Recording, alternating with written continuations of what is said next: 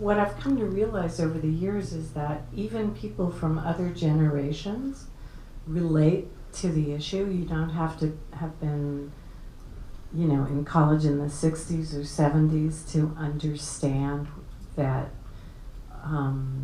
optimism eventually and idealism eventually may get soured when you get a little older, and friendships are still very important. So I think that is the lasting appeal of it. And you mentioned the cast, and the cast is just amazing, isn't it? I mean, all the people there, Glenn Close and Kevin Kline and William Hurt, on and yourself included, all have gone on, of course, to have pretty decent careers in film and TV, but they were all kind of starting out. I think some of them had made a few films, like yourself. You were in Poltergeist, which was a big film the year before, right? Okay. And Stir Crazy, I think, in 1980. Right, and Kramer versus Kramer. Kramer versus Kramer. But I was not a star. I had a small but naked role in that. I don't remember that. I'll go back and check my copy. I was seen with the little kid. Anyway. Yes, and Glenn Close had done Garp. Right. And Bill Hurt, I think, was probably the best known of us at the time. And Kevin Kline, of course, was very successful in New York, and a number of us knew each other, actually. I had dated Kevin Kline. Glenn Close had lived with Kevin Kline. It was very, not 6 years, 6 months. It was very sort of... so this movie was more of a bio of...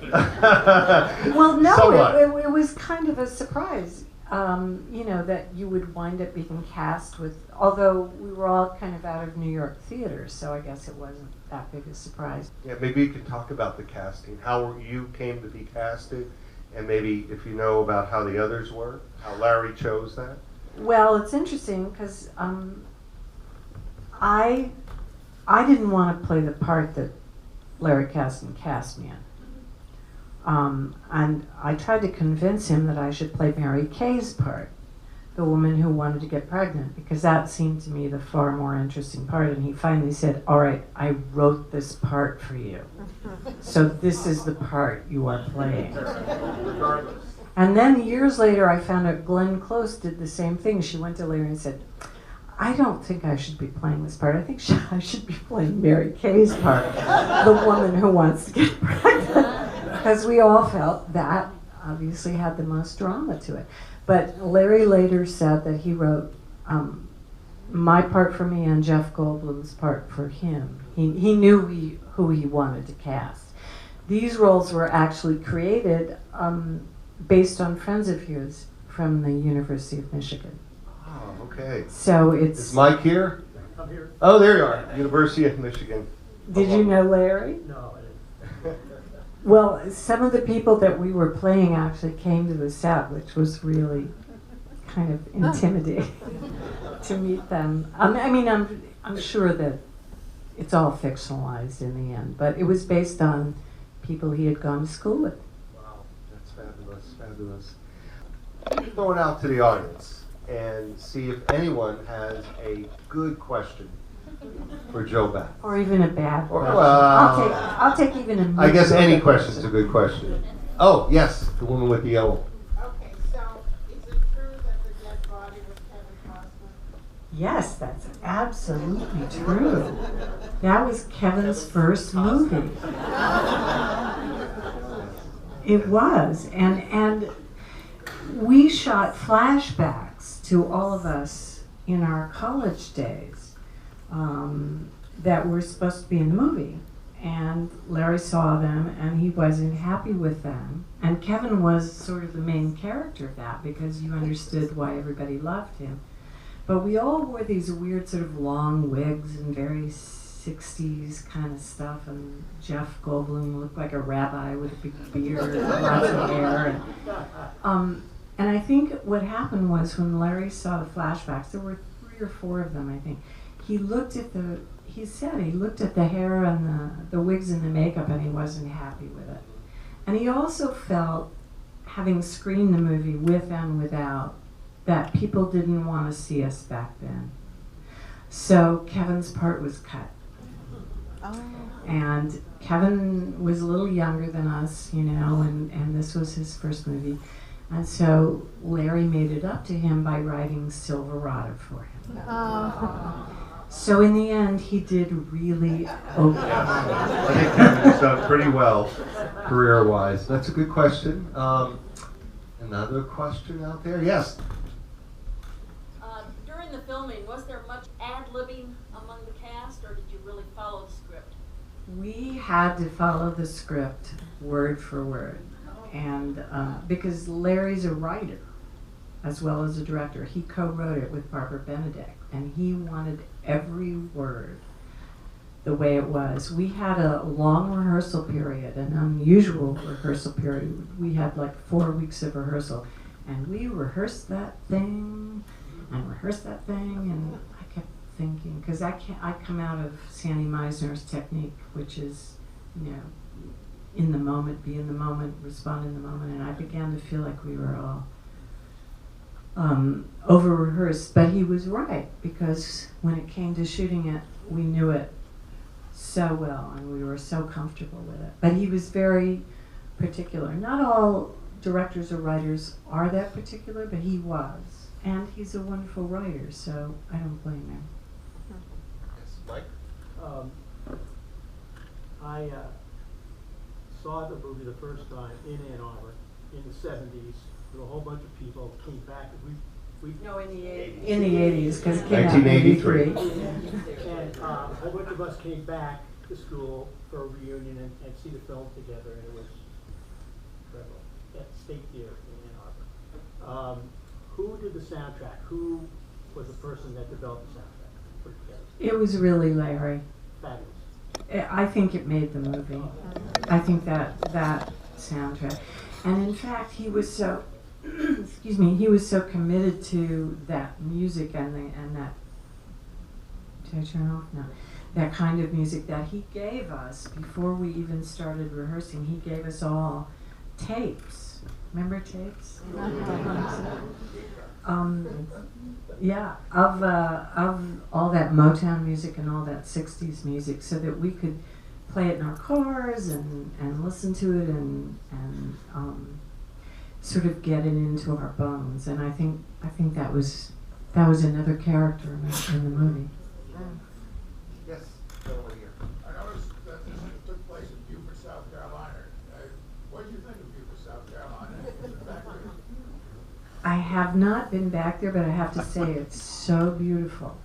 It is so beautiful, and we had such a wonderful time. We were staying not in Beaufort, but on one of the islands off of there, you know, where Hilton Head and all that is, and we all had condos in this place, and I fell in love with it. That house that we shot in had been used for the Great Santini. I think there was another movie that had been shot in it too. It was a beautiful house. It was such a beautiful area. And Tom Berenger liked it so much that he married my stand-in, who was from there, and had 2 or 3 children by her. They lived in Beaufort, and then divorced her and married another girl from Beaufort. And it's not a very big town. And had more children by her. So he really liked it. But it is it's a wonderful town, and we really enjoyed it. Way back there. We'll come back to you. Way at the top. Hi. It's good. Thanks for coming out and speaking to me. It's really terrific. My pleasure. I wanted to say, I guess I was 9 when the movie came out. So I was Oh, a young please. fool. Don't make us feel so old. So what's fascinating, or not really fascinating, but what kind of makes it iconic, I think those of us, and it's probably an intergenerational thing, who have lived through friendships like that and remember them, just groups like that, times in your life that were, to see that on film and to see that being chronicled, you know, it's really something. And I agree completely about the soundtrack as well. But also those of us who, you know, have lived through suicides and things like that as like friends of ours. That Larry, I guess, is Larry Kazan, is that right? Kasdan, yeah, Lawrence Kasdan, but Yeah. everybody knows him calls him Larry. Yeah. Yeah, and just to hit the so straight on, really, I think that's really what connects people to the film. Thank you. I know. I think he and Barbara Benedek wrote a wonderful script, and you know, we had no idea that it would resonate in the way that it did, and it's great. It's great when that happens. But then when I shot Poltergeist, Craig T. Nelson and I were saying, this may only show on the drive-ins. Remember drive-ins? Oh, yes. What do you think this is going to be? You go, I have no idea. You know, we didn't know what the monsters would look like. So it's every time you make a movie, it's an act of trust, and you have no idea. Diane, my friend Diane English, someone asked her, did you know Murphy Brown would be a big hit? She's, you know, the writer, creator of Murphy Brown. She said, no, you can't, you don't really know. I mean, unless you're doing the 4th Bourne Identity or, you know, the 5th Star Trek movie, then you know you've got a built-in audience. True, true. Yes, this gentleman here, then we'll come back. Just a few factual questions. How long did it take to shoot this film? And maybe approximate cost for making the film? And ultimately, the gross? How successful? I mean, exact dollars. You know, you can Wikipedia this and find out all the information. I may have to do that because I don't really know. You can't speak I can to tell how you. long the shoot I will was. talk about the shooting. Lawrence Kasdan wanted 2 months, which is not unheard of, but it's extravagant. And they said, no, we're not going to do that because it's going to cost too much money. But they said, we'll give you a rehearsal period, and then we'll pay for, I think it was a month's shooting. So we had, which is unheard of in the movies, we had a 4-week rehearsal process because they didn't have to pay for a crew. They only had to pay the actors, and as everyone knows, we made nothing. So, you know, everybody thinks actors make all this money, but Tom Cruise does, a few people do, but not all of us. And Matt Damon makes a lot of money. So we had this great rehearsal process, and we rehearsed 2 weeks in LA, and we did all these improvising exercises to create this sense of bonding and friendship.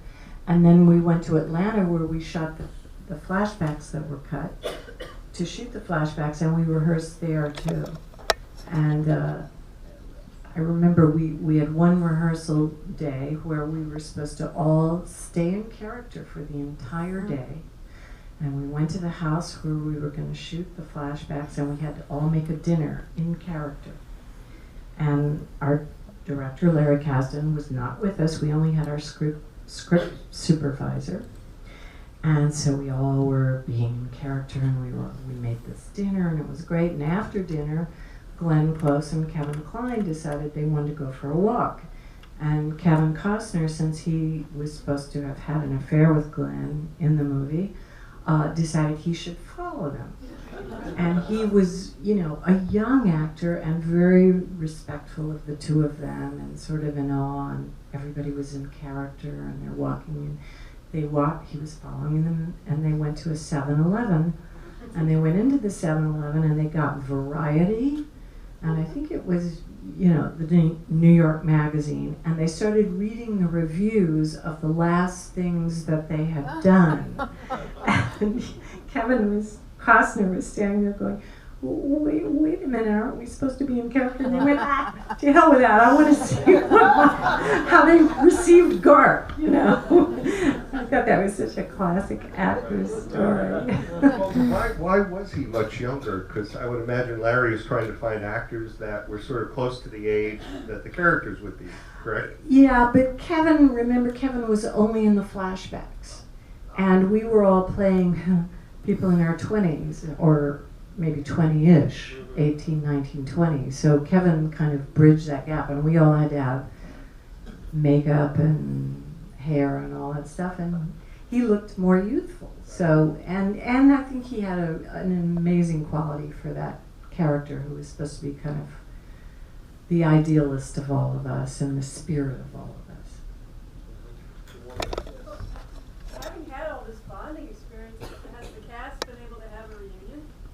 We were actually all together in Toronto for the in 2013 for that film festival for the 30th, because the studio didn't think they had a movie until it opened in '83 at the Toronto Film Festival and was so widely well received. So they did a 30th anniversary to us, and I think we were all there, but maybe Bill heard, I'm not sure. A couple of them were working, but Klein was there, and Glennie Close was there, and Mary Kay was there, and Jeff, I think, was there, and Berenger was there. So it was fun. And we've all stayed friends because we didn't have anybody else to hang out with on that island where we were staying. So we all hung out together and we played Trivial Pursuit and great charades, great things. I wonder if you know, if any idea what happened to that toddler that did such a fabulous job of Jeremiah the Bulldog. Well, I do know because that happens to be Lawrence Kasdan's son. And his name is Jonathan Kasdan, and he directed me in a movie with Meg Ryan called In the Land of Women.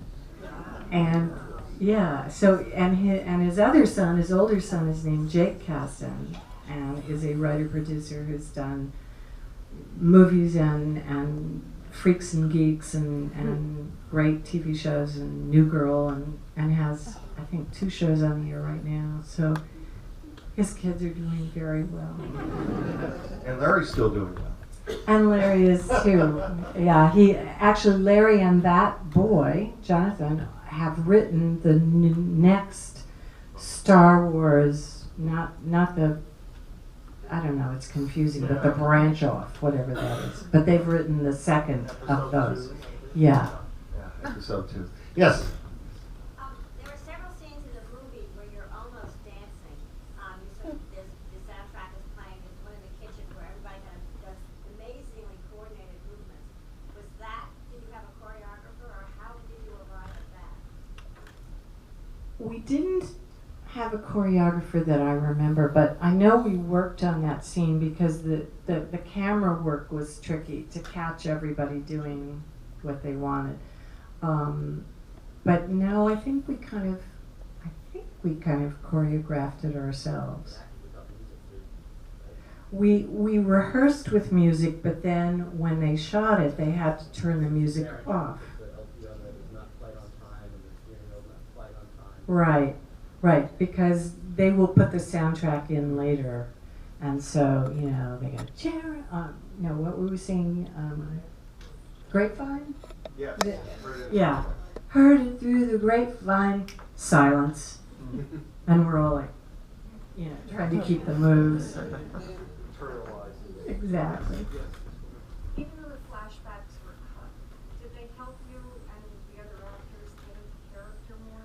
Absolutely, because they also explained about our earlier relationships. For example, I was with Bill Hurt when we were in college.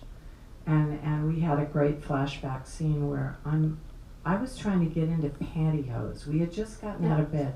And if anyone has ever watched a woman try and get into pantyhose or tights, it's really funny. So I'm trying to get these on and hopping around. And we're talking about, he's trying to avoid the draft, and I'm talking about, we have to get serious. And I suddenly turn and look at him and I say, you did drop that mescaline, didn't you? And you realize he's been tripping for the whole scene. And, you got to know Alex, Kevin Costner's character, and why everybody cared about him and missed him. And yeah, they were great, but I think Larry just felt we didn't need them. And you kind of wanted to imagine what everybody was like. Yes, Robert. Having been nominated for an Oscar for directing, do you feel like you want to direct more, or does it change your relationship as an actor to being directed? Well, I happen to be married to a wonderful director, John Pasquin, who is over there and has directed me in 3 plays and a movie called Jungle to Jungle with Tim Allen, and we did a soap opera together, and he's an amazing director. So when I directed the short film that I got nominated for, I felt like I was stepping into very delicate territory because he's so talented. And he's probably the best director I've ever worked with actors. And I've worked with a lot of great directors. So I was nervous about it, but I loved it. And I realized that the years I had done in front of the camera had taught me a lot. And actually Kevin Costner said to me, because he had done already, what was the big movie? Dances with Wolves. Thank you, Dancing with Wolves. Oh, that little thing. And so I said, you know, I'm going to direct this short film, and I'm really nervous. And he said, you know more than you think you know. And I had been observant in what I had done, and I loved it. And I did a movie for Showtime with John Plowright, and a few other things, some television stuff. But then I started, it's like, I don't want to get into a thing, but with women in this business, you know, you're either an actress or you're a director. With men, Kevin Costner, you know, Clint Eastwood, a lot of people, you can be an actor and be a director, but when you look at the statistics of how many women directors there are out there, it's really small. So once I got back into acting again, I didn't really get offers, and I should have been more persistent, but I wasn't. She's a really But yes, she's a really good director. Oh, honey, that comes from an expert. Thank you. Appreciate it. Well, speaking of having worked both in film and television, do you find any differences or preferences with one or the other? Obviously, TV has changed greatly in the last 10 years in terms of the content side. You know, what people are doing on TV, mostly cable programming, original programming. But maybe from a professional standpoint yourself, can you talk a little bit about that? What the differences have been and what your preferences might be?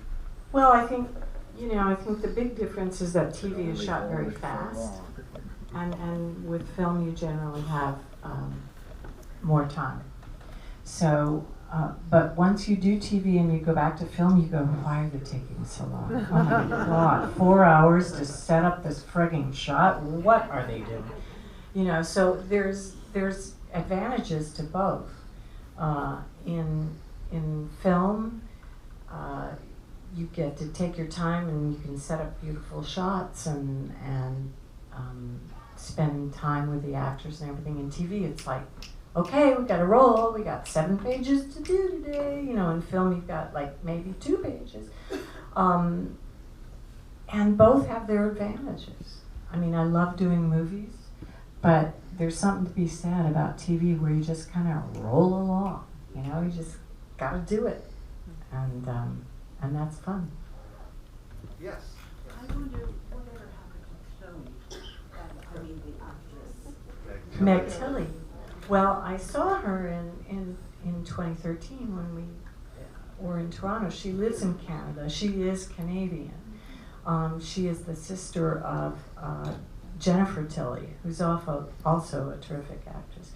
And Meg did a number of things after that. She did Agnes of God. I think she got an Oscar nomination for that, and a number of movies. And she married and had children, and I think she actually had a weird issue with a stalker. And she wound up sort of going undercover for a while in Canada. And I don't know if she wishes that she were still doing it, but I know she did it for quite a while after the big show. So, Jobeth, can we get a little personal? I don't know. John? You grew up in Texas. Right. You went to Brown, which Right. is in Providence. Most of you know Providence. But you've been coming to the Vineyard for quite a long time. A lot of you don't know this probably, but Yes. 25 years Yeah. plus. Yeah.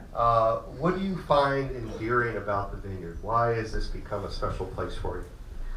I just think it's the beauty of it is completely different from anywhere else, and I love the East Coast. I've always loved it, but I really think the vineyard is different than most of the East Coast, and I think the size of it, that it's not a huge place. The fact that you can drive across it so quickly and be ocean to, water to water, the ponds, the woods, the quietness of it. And I've always had really wonderful times here. We have friends, the Bright family, who have been sharing a house with us for these 25 years. In fact, their daughter is here. We found out that our friend Marjorie was pregnant with this daughter on the vineyard 25 years ago.